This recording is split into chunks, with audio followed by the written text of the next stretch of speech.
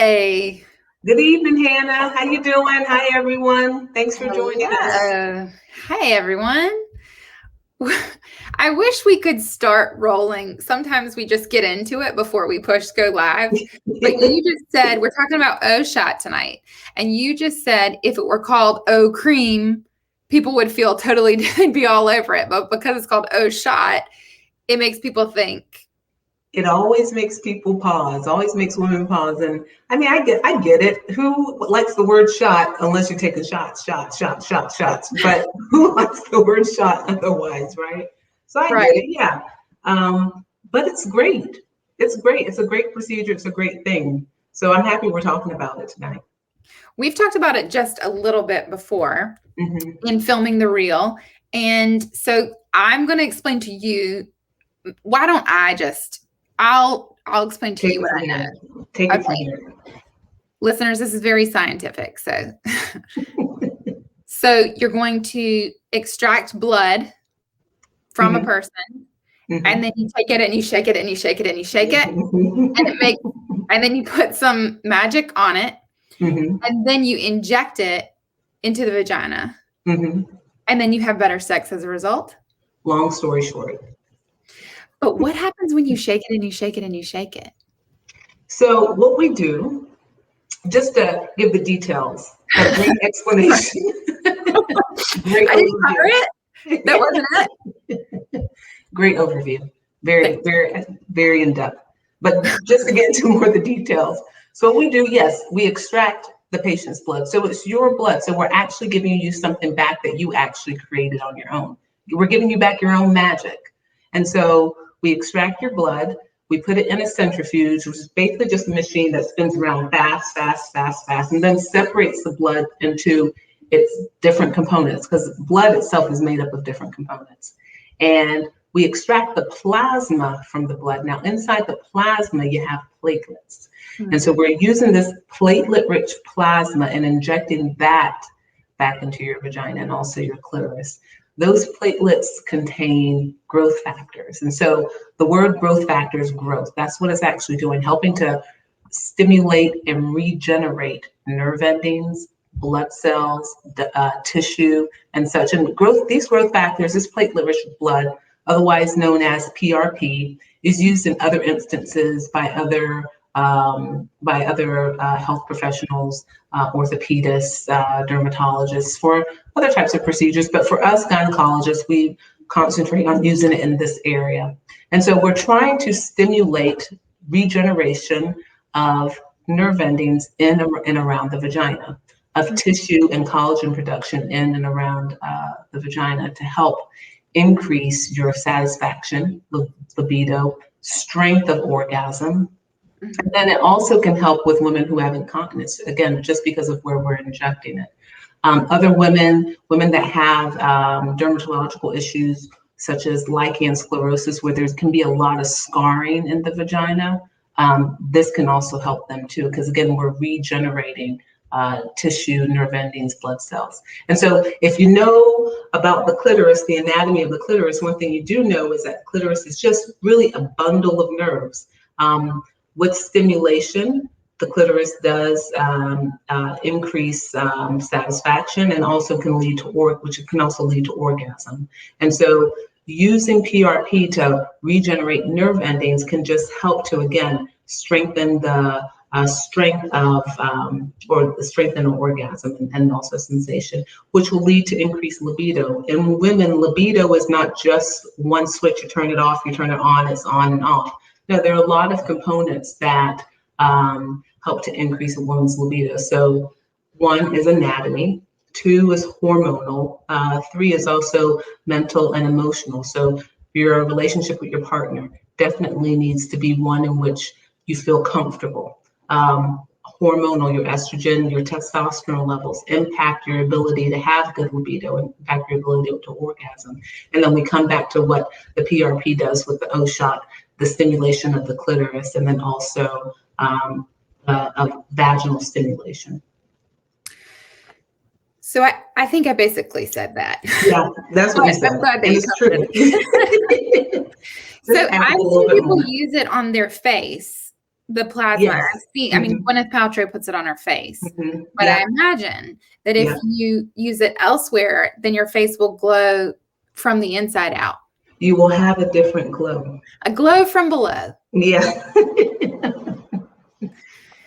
So how long does it take after you've had the ShoT to then feel the positive impact? Some women have an immediate effect. And like many procedures, it can take a while because we talked about it again, regeneration of nerve endings and tissue. So it can take a while for those tissues and nerve endings and blood vessels to regenerate and increase in number. And so it can take a few months, 3 to 6 months until you really start to feel optimal. The ShoT can last for more than a year, 14 to 18 months. And so, yeah, you can be a population of women who maybe need to get it earlier, a repeat shot, but then there's also, again, a great population of women who have an extended amount of time before they need to have a repeat injection done. These injections are done under local anesthesia. And so even though, yes, you may feel touch, you shouldn't feel pain during the procedure. And where is the blood extracted from? So really just same kind of blood draw you would have in a lab or in your doctor's office when you're going to get labs, usually just a venipuncture in your arm. And so they do that at the same appointment that they would then get it? Yes, done at the same appointment. Exactly. Done at the same appointment. You get your blood draw, the blood is spun down, and then you have, while you're waiting for all this, you're getting numbed up, and then you have the injection put back in. And so the injection itself is just minutes at a time, but the entire process can be up to 30 minutes. And then your check-in, getting your blood drawn, the preparation of the PRP, and the injection, and then your post-procedure instructions. And are there any women who don't need this? No, I mean, my sex is too good. Well, I think, there's a population of women who are satisfied with their sex lives, and that's fine, But one thing we do have to remember, it is quite common to have a decrease in satisfaction with sex over time. And that decrease can start in your mid-20s. That is common. It is quite common to have a decrease in your strength of orgasms. And that can also, again, begin in your mid-20s. And it's not an uncommon thing. So one thing I think we as women don't talk about enough, one to each other, and just period, is what is our level of satisfaction? I think you would find more often women are more likely to have uncomfortable or unsatisfying sex than men. And so that, to me, that's a huge problem because your sex life is an important part of your health. That's why it's called sexual health and sexual wellness, right? And so it's something to consider as an important thing. It's not something to brush off. If you are engaging in sexual activity, it should be something that you enjoy. It's not just for your partner, it's also for you. And it's not just for procreation, it's also for satisfaction. There are a lot of good hormones that are produced during orgasms and that help you overall, dopamine being one for satisfaction. And so I think it's important for us to remember that sexual health is part of overall health. We talk oftentimes about how mental health is a part of overall health. Sexual health is also. That's such a good point.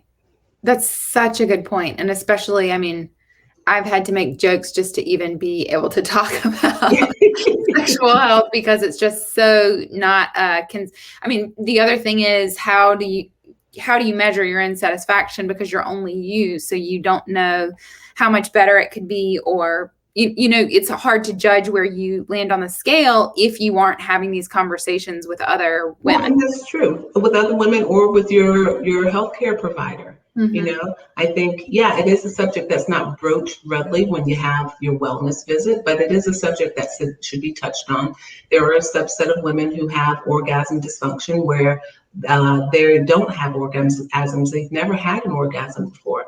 And part of it may be anatomical, part of it may be hormonal, Part of it may also be not having enough knowledge of their own body and how their own body works. And, oftentimes when they work with a professional who is well equipped to talk about sexual health and comfortable enough to talk about it, and they have discussions about masturbation, which is, okay to do, and also to talk about these women are able to orgasm with masturbation, but not with their partner. And so because again, we talk about libido and orgasm and women, how there are multiple factors that go into it. And so they may be more comfortable with using something to help them orgasm than their partner, because then it's a conversation with their partner on, hey, this is what I actually need. In a relationship, you should be able to have those conversations on what you actually need within the relationship. And that's also with sex. You should be able to have those conversations of what makes me feel good during sex? What do I like during sex? And so you should be able to have those conversations with your healthcare provider too. And if you don't feel like you can, there are many professionals out there, not saying that you go stop seeing your healthcare provider because they're great for other instances, but there are other professionals out there that will be comfortable talking to you about sex and sexual wellness and sexual health. And a great place to start with that would be to go to our YouTube channel. If you're not viewing this already on our YouTube channel, there are all of our conversations that we've had over time, and we've had on a sex therapist to have a conversation. And I think it's such a great topic. I would be very interested to have her back, join us again. But that is a person who, if the problem is not necessarily just hormonal or anatomical, there are so many different things that go into our sexuality, and she mentioned some great books too. But if you are shy about that thing, that's what I think is so great about these conversations, because people can just watch them, or they can watch and throw in questions. And we also love to get your questions through direct message or private message, so that you don't have to feel like your name is attached to anything that you're putting out there on the internet that's around these topics that are a little more sensitive. So please feel free to send in your messages to us when we announce what we're going to talk about, or if we haven't covered a topic that you're really curious about, send it our way. We'd love to hear it and address it. Yeah, exactly. Yes, these are sensitive topics, and our hope and our objective is to educate, to educate about the things that maybe are common knowledge, or maybe not common knowledge, things that are new and innovative, the new science that's out there to help women achieve being the best, better versions of themselves. And so you can also visit our website, www.evoscient.com, and there's a lot of information there about sexual wellness and sexual health. Our other website, www.evoscientgyn.com, also a lot of knowledge there and information about sexual wellness, sexual health, and then also your general gynecology too. Mm-hmm.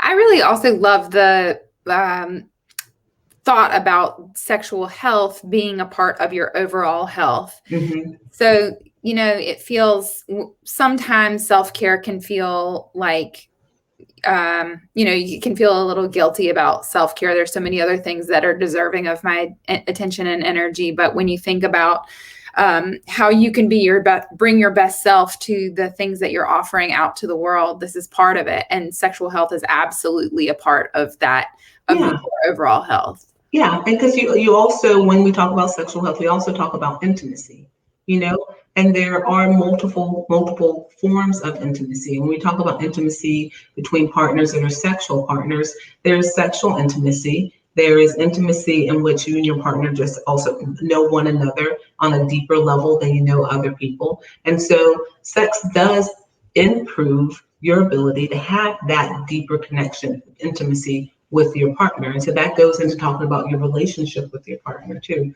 And so I think, it's very important. And not saying that sex is everything, not saying that it's only about sex, because we talk about how there's different levels of intimacy. As we age, men and women may or may not be able to have the same type of sex that they were having when they were younger because of health conditions. But, again, it is still important to talk about, because you want to make sure both partners in the relationship are satisfied with one another. Mm-hmm. I love that. Great. Well, we'll cap it there. Send us your questions if anything comes up for you, anything we didn't address, or feel free to give the office a call and make an appointment if you're interested in any of the things that we're talking about now. I know that I will be calling. Yeah. Thanks, Dr. Ojo-carons. Thanks, Hannah. Have a good night, everyone. Thanks for being here.